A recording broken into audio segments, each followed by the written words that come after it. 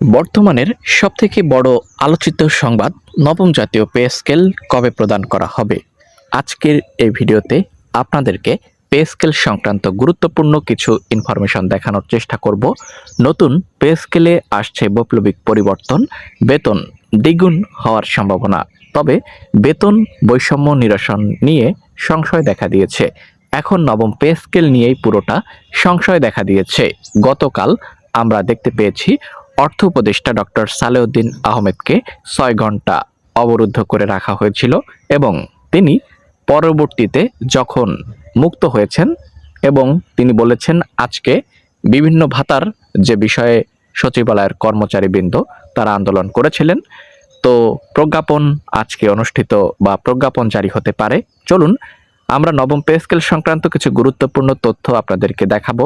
ভাতা ও কি কি সুবিধা বাড়ছে নবম পে স্কেলে এবং আসলে এটি কবে কার্যকর হবে, এটি কতটি গ্রেডে কার্যকর হবে এবং এটি কয়টি ধাপে কার্যকর হবে, এবং সবথেকে বড় দাবি বা সবথেকে বড় যে প্রশ্ন সেটি হলো এটি কবে কার্যকর হচ্ছে, কবে আসছে নবম জাতীয় পে স্কেলের চূড়ান্ত গেজেট। এবং এখানে আমরা জিও জারি সংক্রান্ত কিছু গুরুত্বপূর্ণ বিষয় আলোচনা করার চেষ্টা করব। তো প্রত্যেকের কাছে রিকোয়েস্ট করছি, যারা চ্যানেলে নতুন দর্শক অবশ্যই সাবস্ক্রাইব করে নিন। তো এখানে আমরা দেখতে পাচ্ছি সরকারি কর্মচারীরা নবম পে স্কেল চাচ্ছে। বেতন বৃদ্ধিতে বিগ ব্যাং দেখতে পাচ্ছেন। সর্বনিম্ন বেতন, বর্তমানে সর্বনিম্ন বেতন আমরা ৮,২৫০, যা বিভিন্ন সংগঠনের পক্ষ থেকে ২৫,০০০ থেকে ৩৫,০০০ টাকা পর্যন্ত বলা হয়েছে বা চাওয়া হয়েছে। কার্যকর হওয়ার সম্ভাবনা, অন্তর্বর্তী সরকারের অর্থ উপদেষ্টা সালেউদ্দিন আহমেদের বক্তব্য, নতুন বেতন কাঠামো ২০২৬ সালের জানুয়ারি, মার্চ, এপ্রিলের মধ্যে গেজেটের মাধ্যমে বাস্তবায়ন করা হবে। তাহলে যেহেতু আগামীতে নির্বাচন, এর আগে আমরা নবম পে স্কেল পাবো কিনা, গুরুত্বপূর্ণ এই প্রশ্নটি আপনাদের মাঝে আলোচনা করার চেষ্টা করব। তো যারা যারা চ্যানেলে নতুন দর্শক আছেন অবশ্যই চ্যানেলটিকে সাবস্ক্রাইব করে নিন। এবং আরও একটি গুরুত্বপূর্ণ আপডেট আছে আপনাদের জন্য, সেটি হলো এখানে কয়টি গ্রেডে কার্যকর হতে যাচ্ছে নবম পে স্কেল, চলুন দেখে নিই। এবং এখানে আমরা গুরুত্বপূর্ণ আরও একটি তথ্য দেখতে পাচ্ছি, সেটি হলো পে স্কেলে বড় পরিবর্তনের ইঙ্গিত। ২৭:১ অনুপাতে বেতন কাঠামো, সর্বনিম্ন গ্রেডে ২০,০০০ টাকা বেতন নির্ধারণ করা হতে পারে, এমন একটি তথ্য আমরা দেখতে পাচ্ছি। তো চলুন এখানে কোন গ্রেডের বেতন কত নির্ধারণ করা হচ্ছে সেটি আপনাদেরকে পর্যায়ক্রমে জানানোর চেষ্টা করছি। তো প্রত্যেকের কাছে রিকোয়েস্ট করব, যারা চ্যানেলের নতুন দর্শক আছেন এখনও সাবস্ক্রাইব না করে থাকলে দয়া করে চ্যানেলটিকে সবাই সাবস্ক্রাইব করে দিবেন।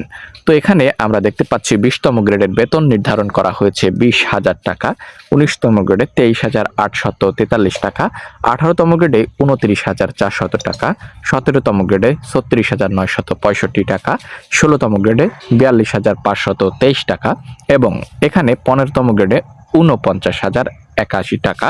১৪তম যে গ্রেডটি রয়েছে এখানে পাচ্ছি ৫৫,৫৩৯ টাকা, ১৬তম গ্রেডে ৬২,০৯৭ টাকা এবং ১২তম গ্রেডে আমরা এখানে পাচ্ছি ৬৮,৬৫৪ টাকা, ১১তম গ্রেডে ৭৫,২১২ টাকা, ১০ম গ্রেডে ৮১,৭৭০ টাকা, ৯ম গ্রেডে ৮৮,৩২৭ টাকা, ৮তম গ্রেডে ৯৪,৮৮৫ টাকা, ৭ম গ্রেডে ১,০১,৪৪৩ টাকা, ৬ষ্ঠ গ্রেডে ১,০৮,০০০, পঞ্চম গ্রেডে ১,১৪,৫৫৭ টাকা, চতুর্থ গ্রেডে ১,২০,৯১৬ টাকা এবং তৃতীয় গ্রেডে ১,২৭,২৭৪ টাকা।